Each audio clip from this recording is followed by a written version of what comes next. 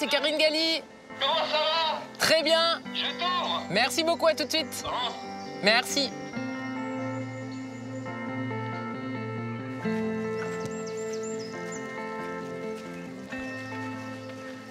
T'es venu à pied?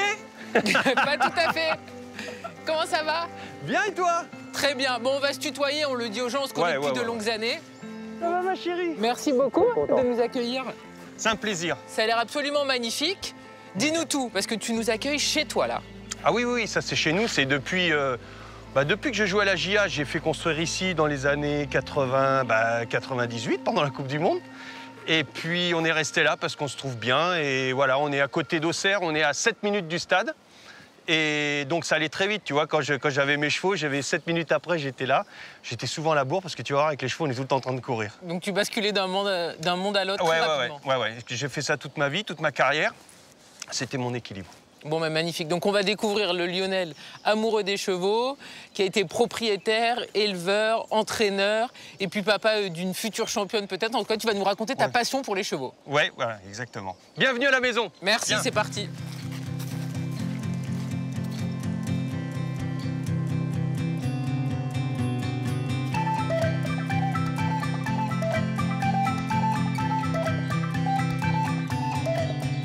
Là, il y a les chevaux à 100 mètres. Quand je suis parti à Tahiti, j'ai arrêté d'entraîner parce que c'était trop loin. Et on avait un cheptel trop important. Tu as eu jusqu'à combien de chevaux ici?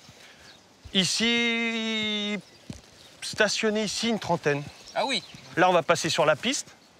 Et là-dessus, on a entraîné tous nos chevaux, Dawara, Juste Ciel. Il y a eu un paquet, Jam Africa, voilà. Quand on en parle, tu as les yeux qui brillent. Hein. Ouais, j'adore. J'adore parce que déjà, ce sont des bons souvenirs. Et puis j'adore les purs sanglais. Alors maintenant, je me retrouve avec des selles français. On va rentrer par là. Il n'y a pas de jus normalement. Yep, je te suis. Voilà. Donc avant, c'était des prairies. Mais depuis que Stella m'a dit « je veux faire du CSO », il a fallu s'adapter. On a fait une carrière fibrée. Et puis maintenant, là, on a notre centre d'entraînement. J'entraîne avec mes idées. Il n'y a que nos chevaux. Et puis, écoute, ça se passe bien comme ça.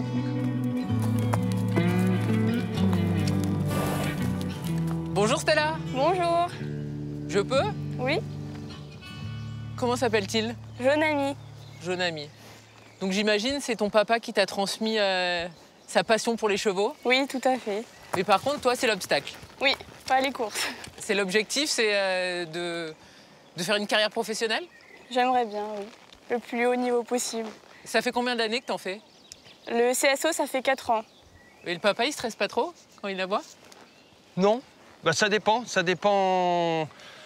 En fin de compte, plus les compétitions sont petites, plus j'ai de stress. Mais c'était la même chose quand je jouais au foot.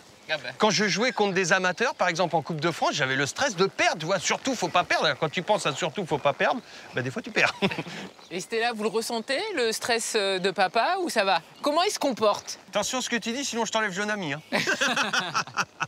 Oui, je ressens beaucoup son stress, parce que je vois son comportement, il change. Et sûrement ses mimiques de footballeur, elles reviennent.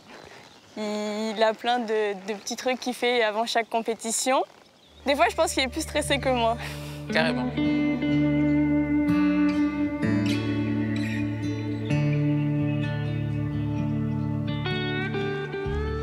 Tu passes au pas, hein, ma puce? Et Lionel, tu me racontais que finalement, être entraîneur de chevaux, ça t'avait aidé pour être entraîneur de foot. Oui, énormément. Parce qu'il y a beaucoup de similitudes, c'est-à-dire que l'entraînement, même dans le foot, c'est vraiment de l'observation. Beaucoup d'observation. Tu dois observer tes joueurs, là, je dois observer mon animal, comment il se comporte. Et après, tu dois adapter, bien sûr, ton observation. Après, tu dialogues avec le jockey ou tu dialogues avec ton joueur. Et puis, qu'est-ce que tu as ressenti par rapport à tes coéquipiers dans telle et telle situation et tout ça. Et après, tu adaptes en tant qu'entraîneur. Donc, ça m'a donné quand même une ouverture d'esprit par rapport à tout ça. Et ça m'a beaucoup aidé. Il y en a qui ne comprennent pas, mais bon, moi, c'est ma manière de faire. Des fois, le joueur, il peut être incongru. C'est-à-dire qu'il va te dire quelque chose, mais peut-être pour aller dans ton sens, parce qu'il a envie de jouer, lui, le samedi. Mais toi, tu vois d'autres choses. Mais son corps dégage autre chose. Exactement. Et là, avec le cheval, bah, lui, il me parle pas. Enfin, il me parle, mais c'est surtout dans mon observation. Très bien. Continue tout droit. Très bien. Même chose, Madeleine. L'observation des chevaux t'a permis de connaître mieux les hommes. Exactement. Voilà, tu recommences. Voilà, garde-le bien enroulé. Oh. Et quand Stella t'a dit écoute papa, j'ai envie de faire de l'obstacle, Waouh. t'as été surpris? Tu l'as Oui. Tu l'as compris tout de suite ou tu t'es dit mais en fait pourquoi l'obstacle alors que c'est pas je la ce voyais qu'on fait venir. à la maison? Je la voyais venir parce qu'on avait de moins en moins de pur sang. Elle a commencé avec le horseball. Donc pour faire le horseball, j'avais pas la structure bien évidemment. Elle était dans une petite écurie et donc il y avait plein de poneys, il y avait plein de chevaux de concours qui étaient à côté et elle commençait à mettre des barres. Elle a pris des arbres, des machins, des trucs dans la petite carrière en herbe qu'on a à côté. Elle commençait à mettre ses trucs. J'ai dit à sa mère, je dis oula, attention. J'ai dit, je crois que parce que autant dans les courses c'est difficile de gagner sa vie. Autant dans le CSO, c'est quand même compliqué. Les prix ne sont plus les mêmes, hein. Ça n'a plus rien à voir. Et donc, voilà, j'ai dit, mais bon, après, ça reste mes enfants et j'essaie de les accompagner du mieux possible avec Anna. Puis c'est une transmission dans tous les cas, parce que toi, tu es un amoureux Oui. des chevaux et donc tu as su le transmettre à ta fille. Bah, je ne sais pas si j'ai su le transmettre, mais en tout cas, je lui ai transmis. Après, on verra jusqu'à quel niveau on ira au niveau du CSO. Mais je pense qu'elle est comme moi, les chiens font pas des chats. Et moi, ce qui m'intéressait en tant que footballeur, c'était que le haut niveau. C'était gagné. Ah oui, mais au plus haut niveau. Et puis, ça a été jusqu'à la Coupe du Monde, donc c'est magnifique, ouais, c'est magnifique. Mais c'est beaucoup de travail, c'est comme tout, de toute façon, c'est énorme. Et c'est vraiment un travail d'équipe. Et c'est ce que je voudrais transmettre à Stella. On croit que c'est un sport individuel, notamment dans le CSO, où le cheval, c'est juste un partage entre le jockey et son cheval. Mais non, c'est beaucoup plus. Il y a un travail en amont, l'entraînement, l'élevage, ça part de l'élevage. Tu verras, on a un petit poulain là, juste à côté. Ça part de l'élevage. Déjà, c'est un vrai travail d'équipe à la base. C'est plein de monde, plein d'humains qui interviennent dans la carrière d'un cheval pour amener le cheval au top niveau. Et ensuite, toi, en tant qu'entraîneur, bah, tu t'éclipses et tu donnes le fruit de ton travail à un jockey, à un pilote de CSO. Et il doit connaître parfaitement le cheval. Et tu dois créer cette osmose. Donc c'est un vrai travail d'équipe. T'es un papa, t'es un entraîneur. Tu te comportes comment avec ta fille? T'es dur? Ouais. Tu le reconnais? Oui, je suis très dur. Je suis très dur parce que je suis exigeant, parce que je sais ce qu'elle veut et que pour y arriver là-haut, je sais la dose de travail, d'abnégation, d'humilité qu'il faut, parce qu'il n'y a rien de tel qu'un cheval pour te rabaisser à chaque fois. Tu crois que tu as tout compris, puis tout d'un coup, il t'invente quelque chose de nouveau, mais c'est pas ce que tu avais prévu, quoi. Donc, tu es tout le temps en train d'obliger de prendre sur toi, de comprendre ton cheval. Et ça, c'est très compliqué.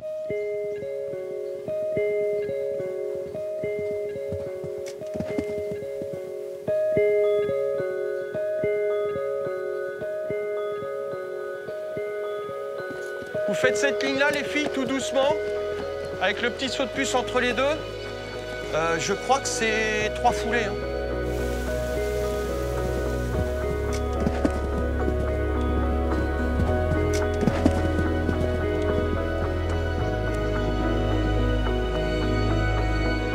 C'est 100 fois mieux.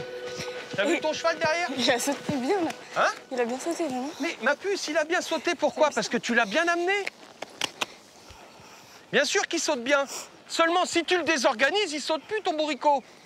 Lui, il se dit, putain, faut que j'aille vite. Ah, putain, faut que je me fais casser les dents. Ah, putain. Il peut plus. Un coup, tu lui mets les jambes pour l'envoyer. Donc, qu'est-ce qu'il fait? Bah, il fait ce que tu lui demandes. Et après, tu vas lui casser les dents pour lui dire, ben non, mais je veux que... Oh, il se dit, mais qu'est-ce qu'il veut, l'autre, là-haut, là? Et moi, il est perdu. Si tu fais doucement, la hauteur, il l'a dans les pattes. C'est bien, mon Jojo. C'est bien, mon grand. On va arrêter là-dessus, hein? Est-ce que tu t'es déjà dit, bah, j'aimerais être cavalier? Non, pas cavalier. Jamais. Ce qui m'intéresse, c'est le très haut niveau. Je suis comme ça. Et je sais que j'ai pas les capacités d'aller au très haut niveau. Donc Par cavalier contre, ou driver amateur? Un driver, oui, driver, ouais. Driver, ça m'aurait intéressé. J'ai des copains. T'as essayé?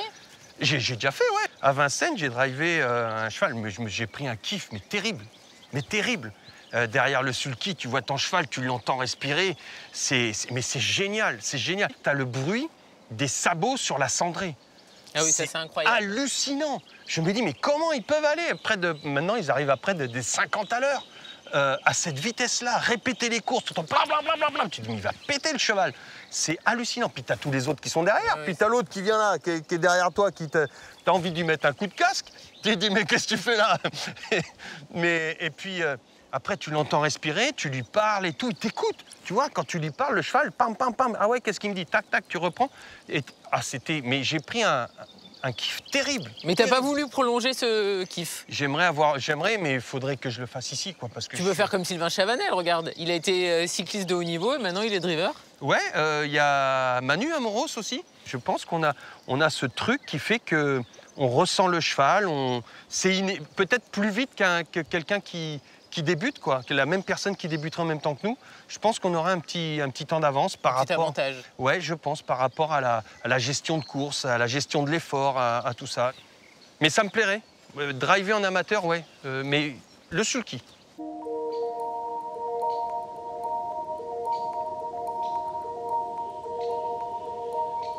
Tu vas aller le voir? Viens. Ah oui, bah oui.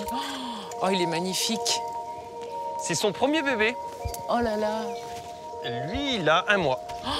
Oh mon Dieu, c'est magnifique. Lancelot, il s'appelle. Lancelot. Voilà. Et sa maman? Talia. Talia, elle est vice-championne de France. Tournée des As et tout ça. Elles ont tout. Voilà, ça a été mon malheur, c'est que toutes les deux, avec Stella, elles ont tout gagné tout de suite. Ah. Donc, le plus dur, c'est pas de gagner, c'est de savoir perdre. Et alors, mon pépère? Viens, mon bébé. Eh, petit père. Mais ouais, champion, regarde, Karine. Oh, bébé. Oh, quelle merveille. Oh, Et alors, c'est mon bébé? incroyable. 1 mois, un petit bébé. Voilà. C'est incroyable qu'elle nous laisse qu'à. Ah, elle est gentille, ouais, tu vois. Mais elle est gentille, c'est une gentille mère. Merci de nous Elle a laisser confiance en nous. caresser ton petit poulain, qu'il est beau. Oh là là, j'adore. Oui, C'est champion. magnifique.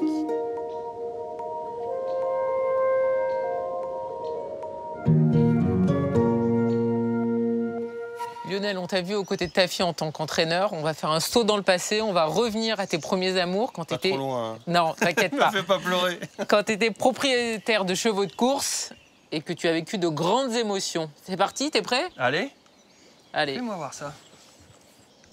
Excellence pour le prix de la Oula, je suis parti vite, ça. avec un départ en retrait du numéro 14. Tu reconnais? Julia, et c'est tout de suite, eh bien, C'est Jam, ça? 6 Benares Ouais. qui est bien parti Ouais. avec aussi le Jeanne Africa. Le numéro 9 Sweetland avec Jeanne Africa, le numéro 10 qui s'installe. Ça, c'est un bon cheval, ça. en tête de l'épreuve. Le favori- D'habitude, on le courait tout le temps de derrière, ce cheval. Et un jour, Olivier Pellier me l'a monté. En dehors, le numéro 3, Et il est parti tête et corde. 7, pour retrouver entre- Ah, là, ils vont plus le revoir, c'est pas possible. Le petit Edmond qui est pour l'instant 4e devant Il en a pris trop, là. C'est plus possible. Il avait pas beaucoup de vitesse, ce cheval, mais par contre, il avait un canter qui était énorme. Il fallait durcir très tôt. Il était très, très dur à la lutte. Avec le petit Edmond qui est à 50 mètres de l'arrivée, c'est toujours Jeanne Africa qui a l'avantage. Jeanne Africa qui va sans doute s'imposer. La deuxième place pour l'instant. C'est facile, mon titi. Ah, je l'aime, ce cheval. On l'a fait net, hein, on a tout fait. Hein. Ouais, Fredo. Ouais. Donc la victoire. Comment tu te comportais quand tu étais sur un hippodrome? Tu étais un Regarde, j'ai des propriétaire? frissons, regarde. Ah ouais, on voit bien. La personne qui m'emmenait dans les chevaux, elle m'a dit, tu vas voir, quand tu vas avoir des chevaux de course, ça va être pire que quand tu gagnes. J'ai dit, oh. J'ai dit, là, on parle de Coupe d'Europe, de Coupe du Monde. Il me dit, non. Il dit, tu vas voir. Et j'ai eu des sensations incroyables. Allez, je me suis vu me gueuler. Allez, après mon cheval, après mon jockey et tout. Je devenais cinglé, je maîtrisais plus mes émotions. J'ai eu des courses avec Dawara où j'étais à côté de la princesse Aga Khan. Et elle, pareil, allez, on se battait. C'était une Aga Khan qui arrivait de son élevage à elle. Et donc, elle qui gueulait, moi qui gueulais encore plus fort. Et elle... Il n'y a pas d'histoire de rang, c'est l'émotion. Mais exactement. Là, tu deviens cheval, tu deviens jockey, tu sais plus si tu encourages ton cheval, ton jockey, et tu pousses et tu pousses. Et puis, on a pleuré tout simplement pour... Qu'est-ce qui me faisait pleurer, moi? Qu'est-ce qui me faisait... Parce que ta jument, après, elle a gagné, elle n'a pas gagné, tu sais pas. Mais elle a fait un effort extraordinaire. à ce moment-là. Et l'effort qu'elle faisait juste, là, c'était le vrai sportif. C'était pas l'appât du gain, c'était pas de... c'était pour dire, voilà, je suis meilleur que toi. Et je surpasse mes limites, je vais dépasser mes limites pour être meilleur. Pas pour l'argent, pas pour la gamelle, pas pour tout ça. Et c'est purement pour moi l'esprit du sportif, dépasser ses limites.